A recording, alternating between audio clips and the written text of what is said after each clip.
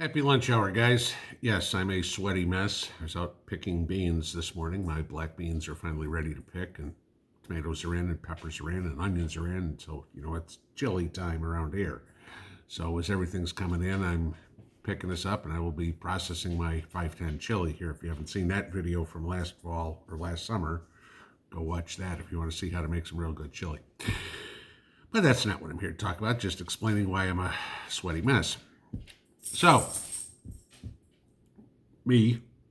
everybody else has said for the longest time, buy gold and silver, right? There's channels on YouTube that are dedicated to buying gold and silver. I'm going to give you this. There's an interesting report that just came out this morning, okay? And some of it doesn't surprise me. Some of it does, okay? Of all the people that you would think wouldn't care about what's going on in the economic world, that are completely with blinders on, I think we'd all agree that that would be the millennials, right? The interesting part of this that came out today is that millennials have 17% of their investable assets in gold. Give them credit for that. That's actually a good thing. I've said for the longest time here now, I'd suggest around 20. Millennials are up at 17. That's good. Boomers and my generation, Gen X, we lag back behind at about 10%, which is historically the norm, but not a good idea in economic turmoil time. Okay. 88% of the people out there said gold's a good long-term investment. Why it's not 100, I don't know, because, you bought gold anywhere before, July 27th, 2023. It's been a good investment to hold on to for the long term. Ask the Mesopotamians, ask anybody during the Depression, or anywhere in between. Gold, okay? Silver, right alongside, okay? This is the part that I know freaks everybody out, okay? And you all know when we know what spot price is, okay? It's the price that gold is actually trading at, right? And then you have the premiums. Gold trades just like a stock or anything like that. There's a bid, there's an ask. You're paying the ask price, you're selling the bid price. There's premiums, there's commissions on both sides, right? This is where us, okay, those of us who are a little bit older, or a little bit wiser. Not a big surprise to anybody there. We, boomers and Gen Xers, have a tendency to own the physical gold. Okay, Gen X a lot better than boomers. Okay, 65% of us Gen Xers prefer to own physical gold. Only 45% of boomers prefer to own physical gold. Yeah, the problem is only 35% of millennials prefer to own the physical. They all want the paper gold. Now, I want to explain this to people because they don't understand what paper gold is. Paper gold is going to your Schwab account, your Ameritrade account, your Robinhood account, or whatever it is, and buying exchange-traded funds, ETFs. Like you buy the SPX or something like that, whatever. Exchange-traded funds, mutual funds that change price during the day, not like your regular mutual fund that prices once a day. You don't own any of that gold. You can't collect any of that gold. That gold is the reason why the manipulation in the market is going on. There is no gold backing that, even though it's what they're called is gold-backed funds, right? I think the most recent number I've seen is there's 11 times more gold owned than gold exists. That's what's in the ETF. It's promises, okay?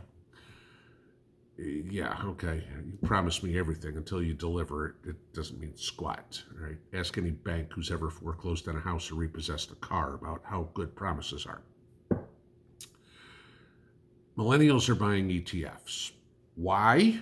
Well, they don't have to pay that best case scenario 15% premium to go into buying physical gold or silver. And they don't have to pay that best case scenario 10% commission premium on the backside when they sell it to get out, to put it back into cash or whatever, Bitcoin, whatever you want to put it into. Okay. They're trying to play the arbitrage game. And what it is, you can go buy an ETF in your Schwab account, Robinhood account, whatever it is, with no commission. So you're literally buying that ETF at spot price. And when you sell it with no commission at spot price.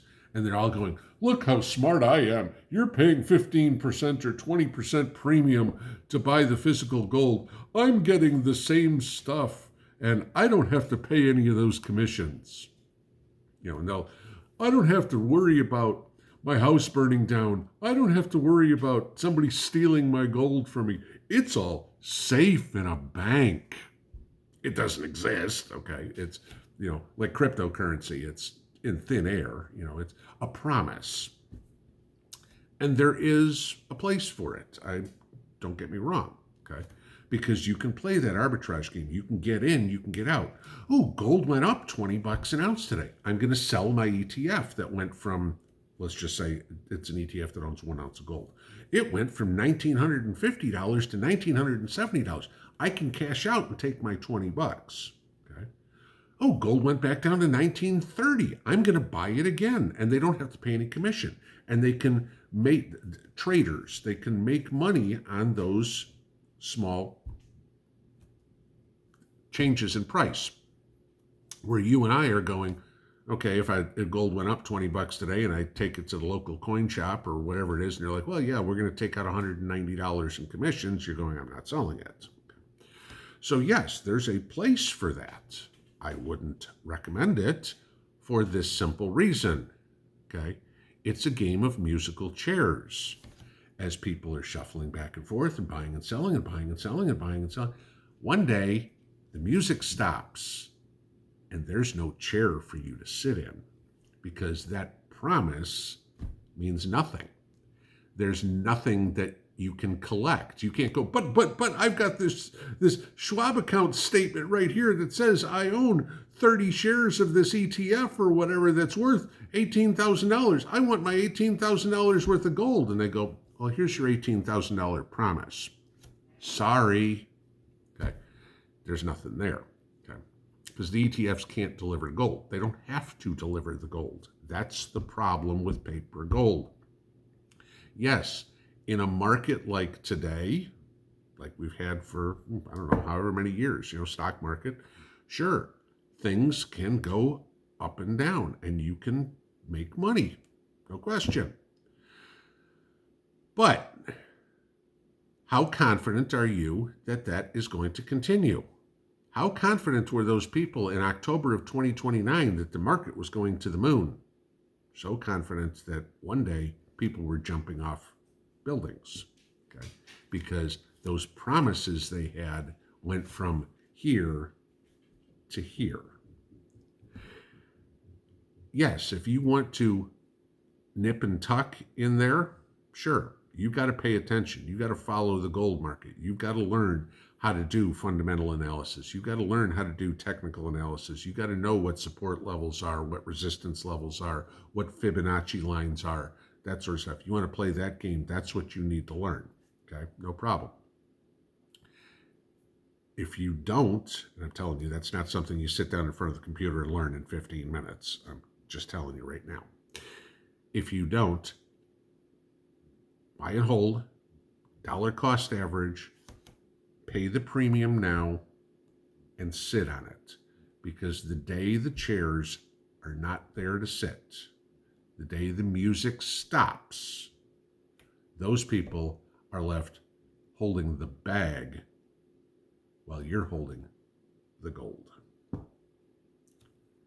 Pinball out.